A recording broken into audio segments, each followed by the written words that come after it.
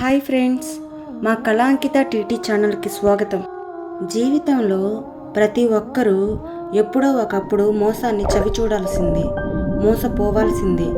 మనం ఎంత మంచిగా ఉన్నా మన పక్కన మన వెనకే ఉంటారు వెన్నుపోటు పొడిచేవాళ్ళు. మంచిగా ఉన్న వాళ్ళ పరిస్థితి అదైతే, చెడుగా ఉన్న వాళ్ళ పరిస్థితి అంతకన్నా దారుణం. వాళ్ళల్లో వాళ్ళే ఒకరికి తెలియకుండా ఒకరు మోసం చేసుకుంటూ ఉంటారు. తెలిసిన రోజు ఒకరిని ఒకరు చంపుకునేంత స్థాయికి దిగజారిపోతారు.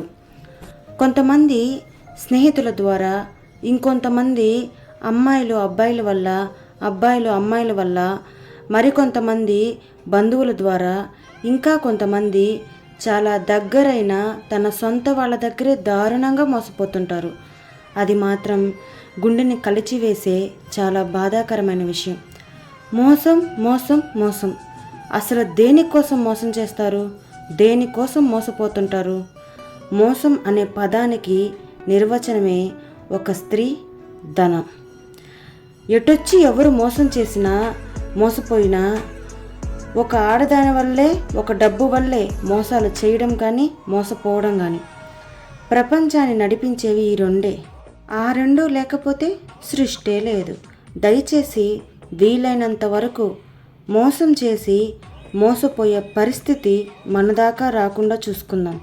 ఎందుకంటే అది చాలా బాధాకరమైన, దారుణమైన శిక్ష ఒక మనిషికి. చాలా బాధాకరమైన విషయం ఏంటంటే ఫ్రెండ్స్, నేను ఒక 5 years నుంచి ఇలా వీడియోస్ చేస్తూ పోస్ట్ చేస్తున్నాను ఫ్రెండ్స్.